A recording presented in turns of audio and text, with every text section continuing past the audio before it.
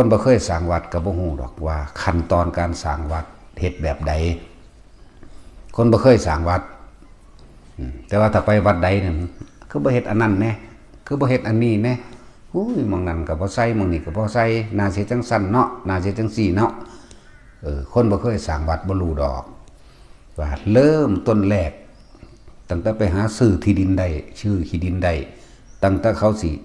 ถวายที่ดินผู้ได้ซื้อก็ถวายมองได้ซื้อก็ซื้อแล้วก็ไปขออนุญาตจากระเบียบการที่ลงไว้ระเบียบการให้ไปขอให้สำนักพุทธเทศให้หรือไปขอจากฝ่ายคณะสงฆ์มั่งจากทั้งโลกบ้างอนุญาตจากที่สปก.ป่าไม้หรือยังก็ว่าไปเขาบ่รู้จักดอกมีแต่ค่อยตำหนิเท่านั้นพวกบ่รู้จักจริงๆเด้ภิกษุนักบวชก็บ่รู้จักอันบวชเขาไปแล้วก็อยู่วัดเขาเลยบ่เคยสร้างเองก็บ่รู้จักอะไรจังว่าพวกเฮาเตือนพวกเฮาเองก็บ่รู้จักเขาก็บ่รู้จักเฮานะฉะนั้นบ่ต้องเอามาปนกันแบบบ่ต้องไปกังวลบ่ต้องไปนำมาหยังดอกคนสร้างวัดไปขอระเบียบการเขาก็สิบอกเฮ็ดไปโลดนี่เด้อขั้นตอนมันผู้บ่เคยสร้างจักเทื่ออะไรก็เลยกูมัน11วัดเอาเด้นี่ผู้บ่เคยสร้างฟังไว้ไปขอระเบียบการเขาก็สิบอกเฮ็ดศาลาหรือยังเฮ็ดห้องน้ำหรือยังมีพระพุทธรูปบ่มีพระประธานบ่มีพระจักองค์มีห้องน้ำหรือยังเฮ็ดแล้วถ่ายรูปป้าขออนุญาตภายหลังเด้อนี่คือระเบียบการนี่คือวิธีการส่วนคำว่าบุกลุกจังซี่มันเป็นไปบ่ได้คนเฮ็ดมาหลายๆปีสิไปถางเอาของผู้อื่นเลยเป็นไปบ่ได้เลยมีแต่ขอก่อนกว่าขั้นตอนเชิงอนุญาตบางวัดบางสถานที่อยู่จังสั่นเป็น10 ปี20 ปีเขาก็บ่เซ็นให้เฮ็ดให้นั่นเป็นของระเบียบการโลกเป็นแบบนั้นเป็นเฮายื่นไปแล้วมีกุฏิเท่านี้หลังกุฏิ10 หลังศาลาใหญ่หลังหนึ่งศาลาอเนกประสงค์มีห้องน้ำครบมีผู้เข้ามาปฏิบัติประมาณวันหนึ่ง100หรือ50หรือ10เขียนไปถ่ายรูปไปบันก็ไปจัดเรียงเอกสารยื่นป่าไม้เด้อยื่นสปก.เด้อสละสิทธิ์เด้อให้เจ้าของเก่าสละสิทธิ์เด้อนี่คือระเบียบการมันพวกบ่เคยเฮ็ดพวกเข้าใจแต่ว่าบุกลุกป่าทำลายชาติบ้านเมืองว่าซั่นภาษานั่งก็ได้ห้องในเฮือนซื่อหาเลี้ยงลูกเลี้ยงผัวอยู่เลี้ยงเมียอยู่ซื่อบ่ได้รู้จักหยังดอดเข้ามาใส่ผู้เขาสร้างวัดสร้างว่าตัวมันเองยังบ่อาจสามารถสละลูกเมียมันออกมาได้เลยสละลูกผัวออกมาได้เลยบ่เคยสร้างบ่รู้จักดอกว่ามันเป็นจังไดนั่นแหละความยากความง่ายความเห็นแก่โตของระเบียบการต่างๆหรือมีหลายอย่างพระกับพระเหมือนกันพระเลขาคัดขวางความนั้นความนี้อยากอวดอยากอ้างว่าถ้ากูบ่เฮ็ดบ่แล้วมีเด้ติ๊กๆต๊อกๆอันพวกคัดขวางอันนี้แหละคือคนบ่ฮู้จักบางที่เวลาไปขอประชามติคน2-3 คน4-5 คนบ่เห็นด้วยก็บ่ให้ผ่านไปจังซี่เด้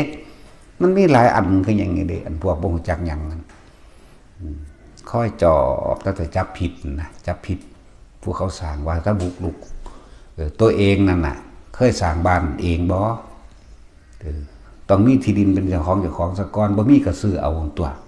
สิซื้อเอาโดยโฉนดสิซื้อเอาโดยนส3ซื้อเอาโดยสปก.นั่นแหละตัวเองก็ได้ซื้อคือเก่าซื้อแล้วบัดนี้สิไปขอบ้านเลขที่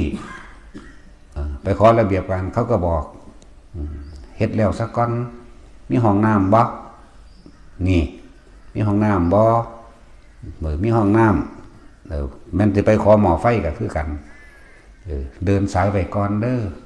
แม่นบ่ล่ะเนี่ยทางโลกหรือทางนี่มันเป็นของทางโลกอยู่แล้วล่ะแนวจังซี่ก็ดีบัดเฮ็ดเฮือนได้แล้วมีห้องน้ำแล้วสิไปขอบ้านเลขที่เขาก็มาตรวจซะก่อน โอ้มีห้องน้ำแล้วมีนั่นนี่ห้องนอนตอนนั้นห้องนอนแล้วได้บ้านเลขที่เมื่อได้บ้านเลขที่แล้วจังไปขอไฟถ้าบ่ได้บ้านเลขที่ไฟเขาก็บ่มาติดให้วัดก็เหมือนกันแบบโลกนั่นแหละได้ที่ดินมาแล้วซื้อมาแล้วที่เซ็นซื้อโฉนดสปกอีหยังก็แล้วแต่หรือแม้กระทั่งป่าไม้ก็ไปขออนุญาตจากป่าไม้สะกอนเหมือนกันบ่แม่นบุกรุกนี่เว้าให้ฟังพวกบ่เคยเฮ็ดหยังบ้านเจ้าของเองแท้ๆนั่นน่ะเคยเฮ็ดเองบ่แต่เป็นปันมุ่นมั่งมรดกออกมาแบ่งกันไปเรียบร้อยแล้วก็ไปสร้างบ้านไปซะก่อนติดไฟติดนั่นนี่แล้วบ่แม่นเฮ็ดห้องน้ำเฮ็ดนั่นนี่จังไปขอบ้านเลขที่ขอบ้านเลขที่เลยจังไปขอไฟนี่คือระเบียบการวัดก็เหมือนกันแบบนี้เบิดนั่นแหละตัวเองบ่เคยมาอยู่คลุกคลีกับเขาแซ่หาเรื่องนั่นแหละพวกเขานั้นเฮ็ดมายากลำบากได้หญ้าต้นนึงมันก็บ่มาถอนมาซอยเฮาตัวเสาต้นนึงมันก็เคยบ่มาบริจาคนั่นแหละถ้าจะเอาจริงๆนะบ่หาแต่มีระเบียบกันยังก็ได้พระหรือภิกษุสงฆ์บวชเข้ามาแล้วนั่นนะบ่ต้องมีระเบียบยังก็ได้ถ้าเพิ่นบ่มีคุณธรรมบ่มีศีลธรรมบ่มีความบริสุทธิ์ในใจจริงๆอยู่บ่รอดเพราะว่าอาศัยผู้อื่นหมู่ภิกษุนักบวชอาศัยผู้อื่นเด้อยู่ดีๆสิไปสร้างเอาเลยหรือสิเทศเอาเลยนั่นน่ะโอ้ยความบริสุทธิ์ทั้งในนั่นน่ะนั่นแหละเป็นเครื่องวัดนึกว่าให้เพิ่นเฮ็ดโลดลงเบิ่งซะนะแต่บ่คนบ่เข้าหาก็อยู่บ่ได้บ่มีคนศรัทธานั่นน่ะอันนี้โอ้ยมีแต่แนวขัดขวางทั้งระเบียบราชการก็ขัดขวางคนในราชการนั่นแหละขัดขวางที่จริงระเบียบมันง่ายอยู่แต่ว่าโตบุคคลเจ้าหน้าที่ต่างๆเจ้าหน้าที่ป่าไม้เจ้าหน้าที่สปกเจ้าหน้าที่สำนักพุทธบ่นี่สำนักพุทธเอาไปเอามาเรื่องมากเกิดเป็นตำรวจจับพระอย่างเดียวบ่ได้มีซอยเหลืออีกหยังสิแล่นออกหน้าสิต้านทานสิบ่มีแต่นั่งเท้าอยู่หั่นไอ้จังซี่เด้อเฮ็ดจังซี่เด้อเฮ็ดจังซี่เด้อ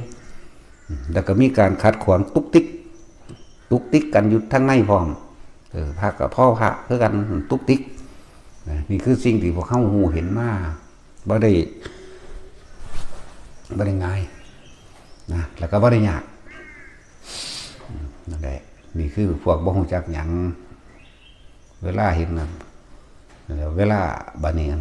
เขาที่สร้างสนามกอล์ฟก็คือกันตัวก็ไปขอระเบียบการสร้างโรงงานอิฐหินปูนทรายก็เหมือนกันสร้างรีสอร์ทสร้างนั่นก็เหมือนกันก็มีระเบียบการก็เฮ็ดเหมือนกันนั่นแหละแต่ว่าจะมาเอาผิดแต่ว่าพระที่สร้างวัดหลายเนาะ